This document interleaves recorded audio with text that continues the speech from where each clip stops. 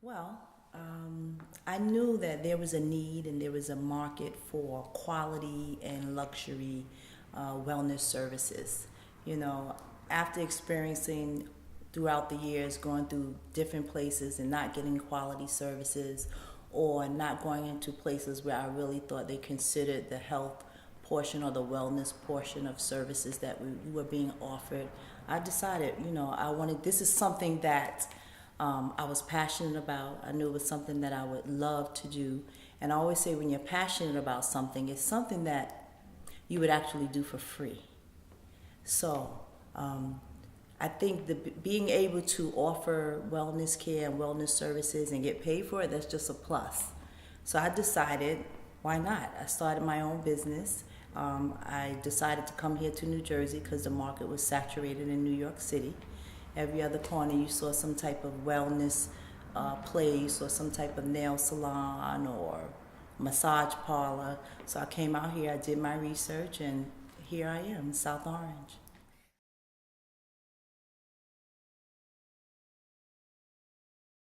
Biggest hurdle, finances. The misconception was that I was considered a new business. So when I tried to attain the capital to start the business, I figured, who's going to turn me down? Great credit score, minority owned business, great location, never had a problem getting credit in the past. So I went into the banks and I thought that I was going to just walk away with this loan. No. 101, Rule 101, I was not considered a new business. I was considered a startup business. So I had already found a location, I had already signed a lease, and I had already started build out. And then I realized I didn't have the qualifications to get a loan from the bank. So I had to go to Plan B.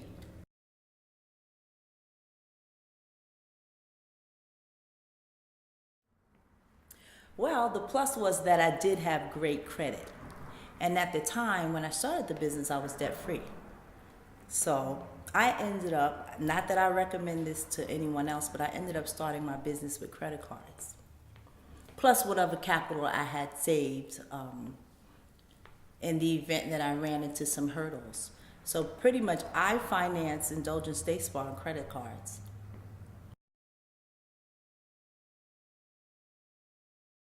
So in terms of the upswing of the business, I was pretty much dead on. I knew there was a market, there was a need here in South Orange. I did my research. I knew that there was nothing in the area or the surrounding area in terms of what I wanted to offer and what I wanted to offer to the clients here in South Orange and in the surrounding areas. Basically, I've done no marketing. And the blessing is that what we provide here is service, and it speaks for itself. All of our clients have basically come in due to word of mouth and our reviews online. And as we know, online marketing, it could be a blessing and it can be a curse. So far, thus far, it's worked in our service. People come in oftentimes, we provide wellness services, but what we're providing is just that service. You can go anywhere and get your nails done, or you can go anywhere and you can have a massage, but we cater to you. And we take pride in the fact that we consider the wellness portion of this business. Our brand is primarily natural, vegan, organic. So we don't really use anything that contains harsh chemicals. In terms of when we offer pedicure services, we don't use pedicure jets because pedicure jets tend to harbor bacteria. That's where you get a lot of your funguses, a lot of your foot bacteria. So we take pride in the fact that we're able to cater to diabetics, we're able to cater to pregnant women, we're able to cater to asthmatics. So we get people from all walks of life that come in here and they're comfortable once we get here. And we're very big on personalized service. The clients like the fact that when they come in and they have services, they're not just about the bottom line. We take pride in being able to say, well, how's your husband doing? How is your son doing? How's Anya doing in school? How was that exam? The last time you came in, she had an exam in math. How did she do? Clients love that. Clients love that.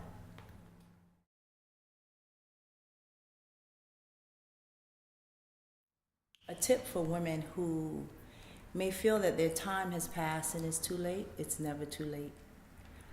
First and foremost, my first and foremost advice would be to do what it is that you love. Do what it is that you're passionate about. Find what it is that you are passionate about and go for it. And when you're passionate about something, it's something that you would do for free. So when you put that key in the door, when you embark on that adventure, when you wake up every day and you feel like the ducks are not falling in a row, and everything is when you're met with adversity, because you're passionate about it, it's not going to stop you. You're just going to keep going and keep trying until you get it right. When you reach those financial hurdles, you knock on one door, they close. You knock on another door, that closes. You're going to keep knocking until that door opens, and then that opportunity is going to be right there. Don't take no for an answer. Don't take no for an answer. I was met with so many different hurdles when I started Indulgence Day Spa. You know, people come here and they see the glory, but they don't know my story.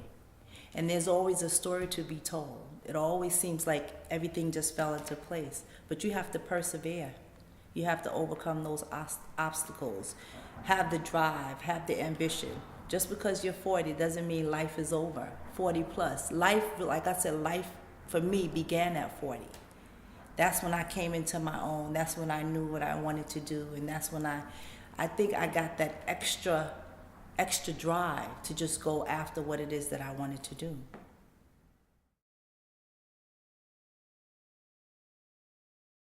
You know, some of the upswings of maturity for me is becoming comfortable in my own skin, becoming comfortable with who I am, and being able just to say no. You know, sometimes when we're younger, our goal is to please. And when you get a certain age, 40 plus, you learn to say no and be comfortable with that.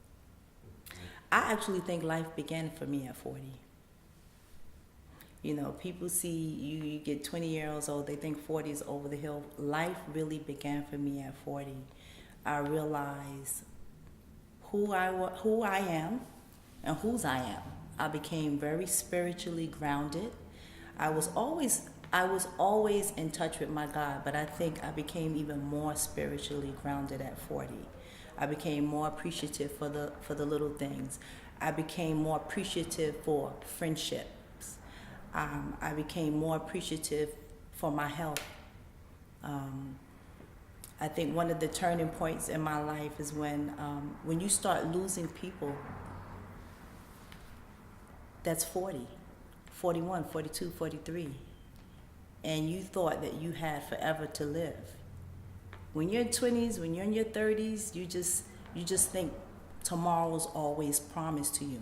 So I think at 40, I got a better appreciation for just being able to say, thank you, God, for another day. Thank you, God, for another opportunity. Thank you for waking me up this morning. Thank you for starting me on my way. Thank you for family. Thank you for friends.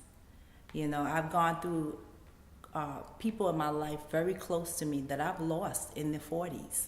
So I thank God every day for my health. Being able to do what it is that I love to do and get paid for it. You know, not many people can do that. You know, I think I'm building now a career, not a job. I'm touching lives. You know, I'm building a legacy. You know, I said, you know, if I close my eyes tomorrow, I would love to be able to say I was able to touch people in a positive way. Yeah, that's the upswing for me.